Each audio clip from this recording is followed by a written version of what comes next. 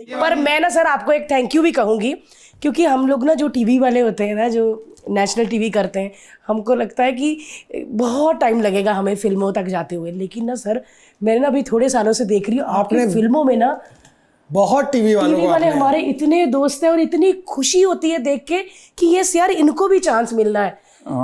ऐसा क्यों सर, मतलब आप इन्हीं ऐसे पहले लोग ऐसा बोलते थे कि यार फिल्म टीवी वाले लोगों को नहीं लेना चाहिए, क्योंकि क्या होता है कि लोग उनको फ्री में देखते हैं। यार फ्री में तो हर कोई दिखता है आज। सही बोल रहे हैं। इंस्टा रील्स में मुझे अमित जी से शाहरुख खान से लेके कौन नहीं दिखता। अग्रीड। फ्री में तो दिखते हैं ना सब, सारे नेटफ्लिक्स पे आते हैं।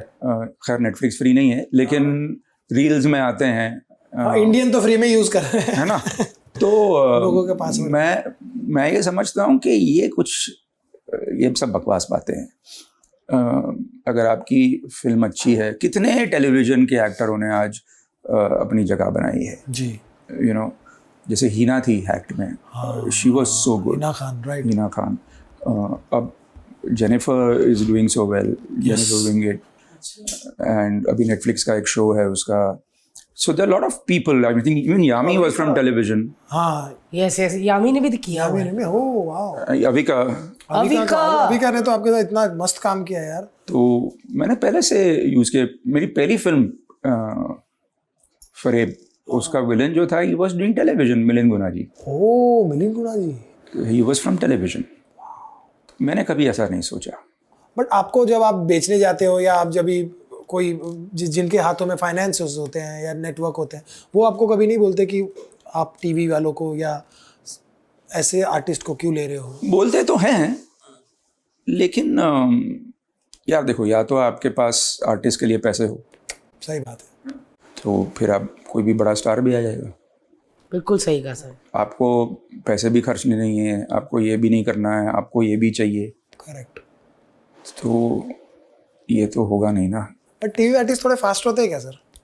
क्योंकि वो उनका रोज टीवी आर्टिस्ट का मगर एक प्रॉब्लम होता है, उनको कोई दूसरी तरह एक्टिंग कराना मुश्किल हो जाता है कभी कभी, और उनका फॉल्ट नहीं है। देखिए, अगर आपने डेली सोप किया है, वो भी 5 साल, तो आपकी एक स्टाइल बन गई है। अभी वो स्टाइल को तोड़ना, जैसे बहुत से टीवी एक्टर्स बैक शॉट में और वाइड शॉट में एक्टिंग ही नहीं करते, क्योंकि उनको पता है क्लोजअप नहीं है। मैंने बोला, आप क्यों एक्टिंग नहीं कर रहे हैं सर? क्लोजअप नहीं है ना। अरे ऐसे ये टीवी पे रिलीज नहीं होने वाली मेरी जान, बड़े स्क्रीन पे होगी, जहाँ पे तुम्हारी बैक भी बड़ी क्लीन दिखेगी और तुम्हारा चेहरा भी वाइड शॉट में भी साफ दिखेगा। ओह बहुत से लोग, क्योंकि they are used to close up में ही एक्टिंग करनी है, बाकी तो खड़े रहना है, और कभी कभी तो क्लोजअप के बाद घर चले जाना है, कोई और खड़े रहता है। कई कहते हैं आज मेरे क्लोज ही है बस। मुझे ना सर क्लोज वाइड, मतलब सॉरी, मैंने ना नॉन फिक्शन शो किए सर, कैमरे 15-20 कैमरे लगे हैं, एक आप पे, मुझे पता 4 मेरे वो है, टेलीप्रॉम्प्टर है, तो आपका क्लोज है। मेरे को लगता है सर, मैं पता नहीं क्यों ऐसा लगता है कि मैं कभी ना क्लोज वाला वो सेम एक्टिंग नहीं हो पाती, कर नहीं पाऊंगी सर। मतलब हमारा कैसा है, एक बार निकाल देंगे, कर दिया तो कर दिया, अच्छा हो जाएगा, लेकिन फिर बोलोगे अरे दोबारा ये करो, क्या करो। That is because the lines are not there, you are making them up. अगर आपकी डायलॉग्स होते तो आप कर लेते ना सर।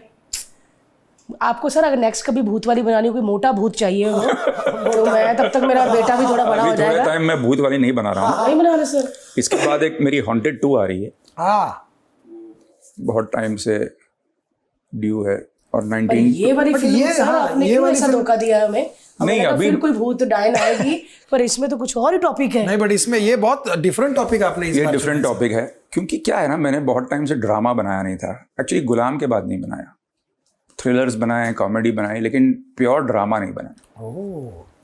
और तुमको मेरी कसम जो है, वो बहुत ही ड्रामेटिक फिल्म है, और उसकी कहानी भी it's based on real life story.